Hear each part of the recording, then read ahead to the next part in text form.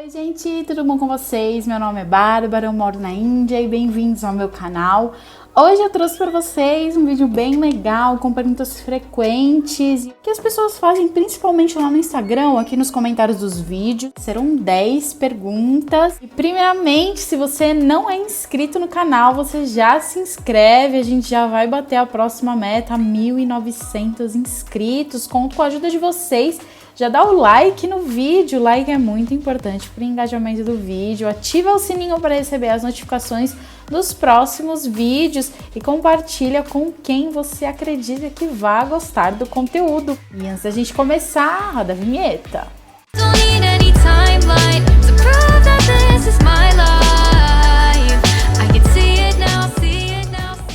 A gente já vai para a primeira pergunta, eu deixei anotadas todas aqui para ficar bem mais fácil. E a primeira é: qual a sua maior dificuldade na adaptação na Índia? Bom, eu já contei para vocês que está completando 2 anos que eu vim para cá. Eu vim em outubro de 2018, nós estamos em outubro de 2020. Minha maior dificuldade em relação ao idioma ainda, né? O Hindi é o idioma mais falado aqui na Índia e aqui no estado onde eu moro. Tem outros estados que falam outras línguas mais do que o Hindi. Eu já entendo muita coisa quando as pessoas estão conversando, o assunto, o contexto da conversa. Muitas perguntas que me fazem, eu entendo. Às vezes eu não consigo formar frases com muita facilidade, né? Usar os verbos no tempo correto. E o meu vocabulário, ele realmente não é muito extenso, principalmente ali nos tempos dos verbos, nos pronomes. Mas isso é uma coisa que com certeza eu pego com o tempo. Eu acredito que nos próximos 3 anos, ali pelo ritmo que eu estou, eu possa estar falando com muito mais facilidade. Eu moro num estado onde as pessoas normalmente não falam inglês de uma maneira muito fluente, então elas não me entendem de certa forma se eu for tentar me comunicar sozinha, então eu sempre tenho que estar tentando me comunicar em Hindi, mesmo que o meu Hindi não seja muito bom. É claro que existem outras dificuldades. Eu já comentei aqui, ou já comentei lá no Instagram, que o transporte público aqui ele não é bom, pelo menos não na cidade onde eu moro, né, no estado onde eu moro. Tem vídeo meu aprendendo a dirigir, porque a necessidade pediu, eu tive que aprender a dirigir, eu nunca tive muito interesse em aprender a dirigir. E a segunda pergunta é: o que você mais gosta na Índia? Bom, já tem vários vídeos meus aqui compartilhando sobre a minha família, sobre comida, culinária, sobre alguns lugares aqui da Índia, e tem muita coisa que eu gosto aqui. Eu gosto muito dos valores familiares que eles pregam aqui. Ver numa família agregada, com certeza, é algo que eu aprendi a gostar. Existem as dificuldades, existem as desavenças, isso é normal em todas as famílias. Não só aprendi a me acostumar ou tolerar, mas hoje eu gosto, eu tenho muita ajuda dos meus sogros, do meu marido, dos meus cunhados. E é graças a isso que eu tenho o meu tempo livre para cuidar de mim, para me maquiar, para gravar meus vídeos, para cuidar do Instagram. Com certeza eu não sei se eu conseguiria se eu ficar sozinha, só eu, minha bebê e meu marido.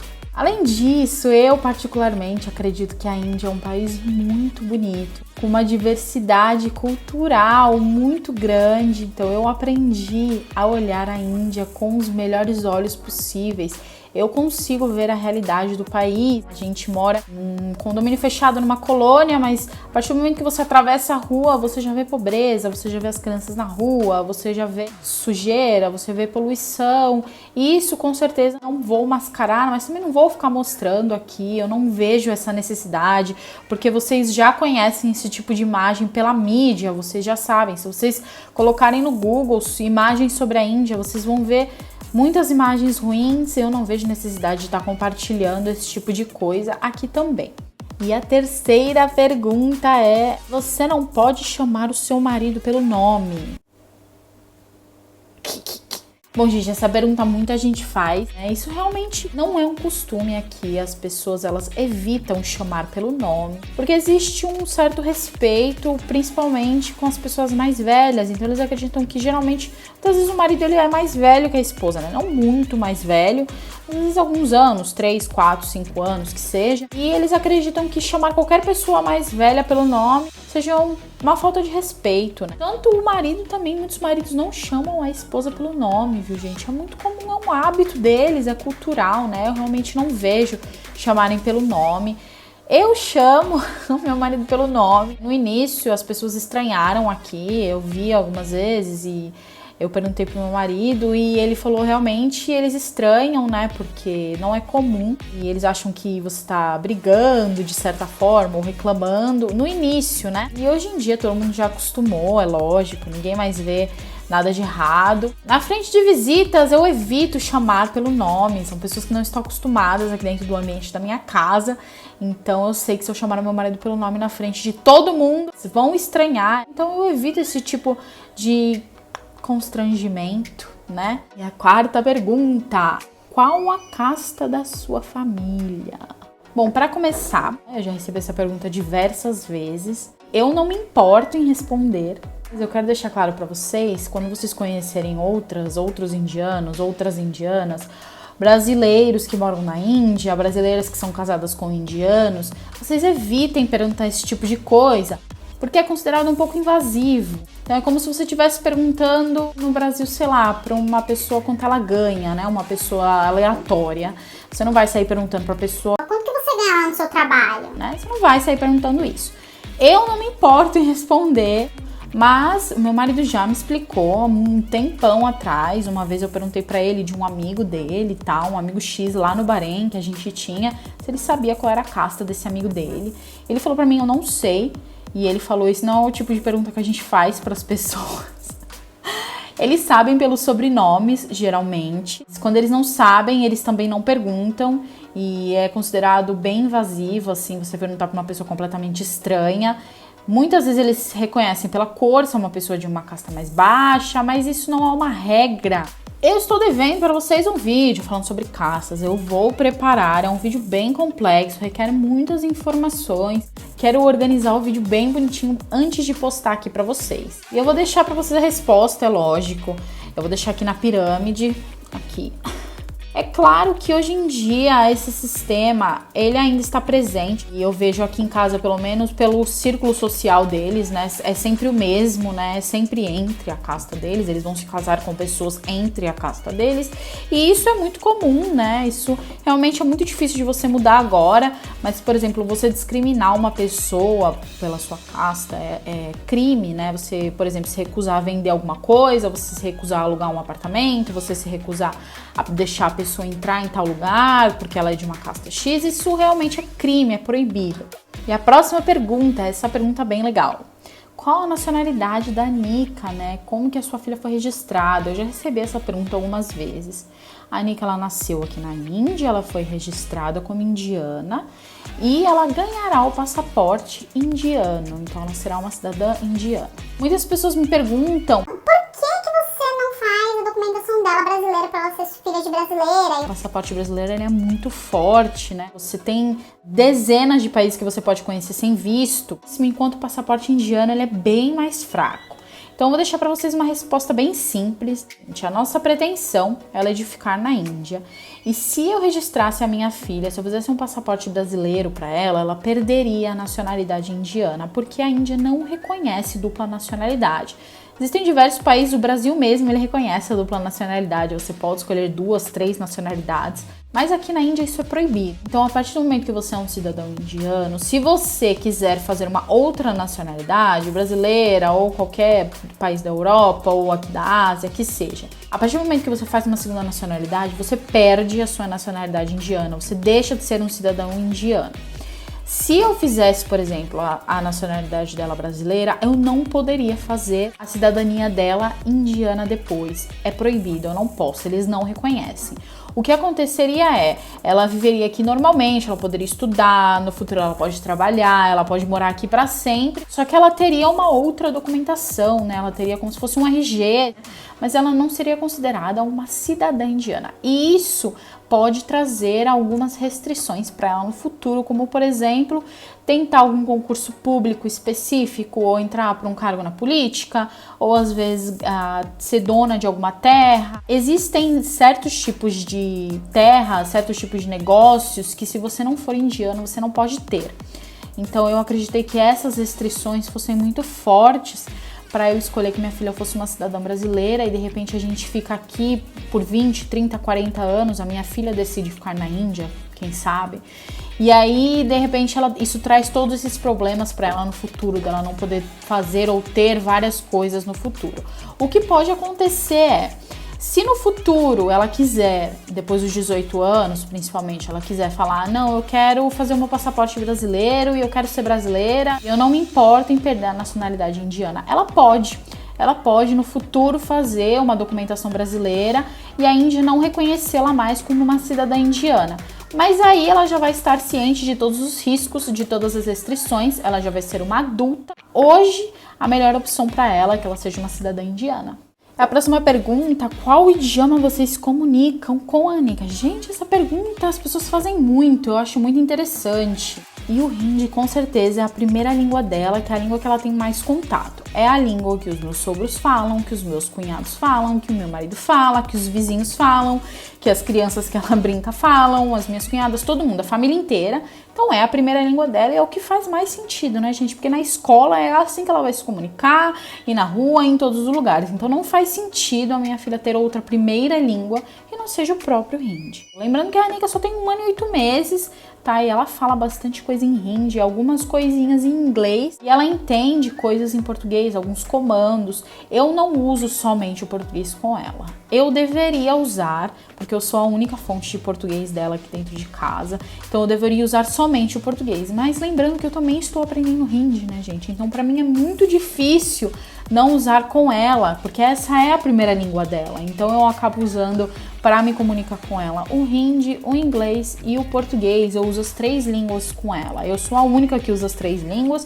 O meu marido, ele usa inglês e Hindi. Ela entende as 3 línguas de certa forma. Português ela entende um pouco menos, né? Ela entende alguns comandos específicos que eu ensino bastante para ela. Mas lembrando que seria nessa ordem, né? A primeira língua dela é o Hindi, a segunda seria o inglês, porque nas escolas também vão ensinar. Português seria a língua de herança dela, que eu pretendo ensiná-la. Quero que ela se comunique sim, que ela entenda, que ela converse com a minha família no Brasil. Mas ela vai usar muito menos, né? Então é a terceira língua dela. E a próxima pergunta, suas cunhadas não podem visitar a sua casa, os pais dela, né, os meus sogros, assim que elas se casam. Eu não sei que informação de onde vocês tiraram, se tinha alguma coisa disso na novela Caminho das Índias, não sei. Mas aqui em casa é normal, gente, as minhas cunhadas vêm visitar. Eu tenho 2 cunhadas, a mais nova, ela vem mais, ela aparece com mais frequência, tem épocas inclusive que ela passa 1 semana aqui, 10 dias. Ela tem 2 filhos, a mais velha também tem 2 filhas. Às vezes elas vêm em algum festival específico, às vezes vêm só pra visitar. Mas é claro, elas têm as obrigações delas nas casas delas, porque a partir do momento que você tem filho, você tem casa, enfim, você tem as suas obrigações, as coisas pra fazer, mas elas vêm sim, elas visitam normal, às vezes dormem aqui, passam alguns dias, e elas moram aqui na cidade, na mesma cidade que a gente, não moram longe. E a próxima, como é a relação com a sua sogra? Gente, essa pergunta é demais, todo mundo faz. Lembrando que é mais ou menos ali parecido com o esquema de perguntar qual a casta da família, tá bom, gente? É uma pergunta que muita gente considera invasiva. Novamente, eu não me importo que vocês perguntem praticamente nada, eu não ligo mesmo, eu respondo tudo. Mas existem pessoas que acreditam que fazer este tipo de pergunta é uma pergunta invasiva. Desde quando eu cheguei, a minha relação com a minha sogra sempre foi muito tranquila. No início, ali no primeiro ano, ela foi extremamente paciente comigo, com tudo, porque eu vim sem saber cozinhar praticamente nada, né? Eu fazia pouquíssimas comidas ocidentais que eu também nem sabia direito, muito menos comida indiana, então ela me ensinou tudo com muita paciência. Eu levei 1 ano, pelo menos, para aprender a fazer um chapati sozinha mesmo, para eu poder ficar ali no fogão e fazer sozinha. Foi mais de 1 ano. Hoje em dia, nós cozinhamos juntas, sim, a maioria das vezes, ou muitas vezes eu cozinho e ela cuida da Anika, ou às vezes ela está cozinhando, eu estou com a bebê, estou fazendo outras coisas. A gente tem uma relação muito tranquila e eu imagino que muita gente pense que morar com a sogra não é tarefa fácil. Lembrando que nem tudo são flores, nem tudo é perfeito, a vida não é colorida. Existem coisas, com certeza, que eu faço que ela se incomoda e existem coisas que ela faz que eu me incomodo. Mas, gente, você que mora com seu marido, por exemplo, com seus filhos, ou às vezes com a sua mãe aí na sua casa, gente, tudo é perfeito aí na sua casa, o seu marido não faz nada que te incomode, o seu marido não deixa uma toalha jogada na cama, não é uma coisa que me afeta ali, que me estressa, nossa, meu Deus. Não é, gente, é no dia a dia ali, a gente se dá muito bem, porque nós dividimos as tarefas, eu não me sinto sobrecarregada, eu não a sobrecarrego com nada também. Então, a minha relação aqui é muito tranquila, se é isso que vocês queriam saber. E a próxima pergunta: você já sofreu preconceito na Índia por ser estrangeira, por ser brasileira? Gente, eu nunca sofri nenhum preconceito. Nada que eu tenha sentido. Se aconteceu alguma coisa, se alguém falou alguma coisa pra minha família aqui, pro meu marido, pros meus sogros, eles não passaram pra mim. Daí eu já perguntei pra ele várias vezes. Mas ninguém lá da tua família, dos tios, das tias, que são bem mais tradicionais, que moram no vilarejo, ninguém nunca fala nada. Não, ninguém tem que falar nada. Não sei se realmente não falam ou se ele evita me passar esse tipo de informação pra não deixar chateada, pra não criar nenhum estresse. Eu nunca senti nada, eu nunca senti um olhar ruim ou um julgamento ou uma coisa assim. O que eu sinto geralmente é que quando eles veem que eu sou brasileira, eles me tratam bem, normal, né? Seja numa loja, seja em algum lugar, algum comércio, algum restaurante. E tem muitos lugares, né, gente, que as pessoas nem desconfiam que eu seja uma estrangeira. Eu vou com meu marido, com a minha filha, eu vou de bindi, de tudo isso, que eu gosto de andar com as coisas que eu estou aqui, eu gosto de andar no dia a dia.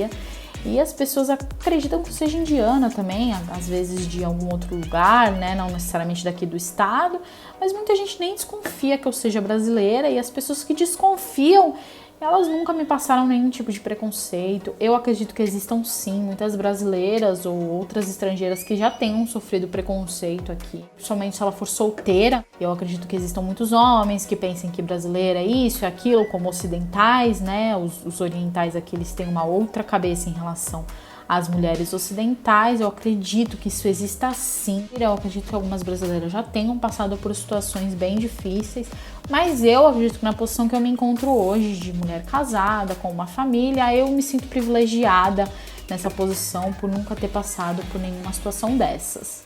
E a última pergunta, essa também fazem muito. Você pretende voltar a morar no Brasil? Gente, vocês sabem o dia de amanhã exatamente como é que vai ser? Não pode acontecer qualquer coisa, não pode acontecer de tudo. Então, na minha cabeça também funciona dessa forma. Então, assim, o futuro a Deus pertence.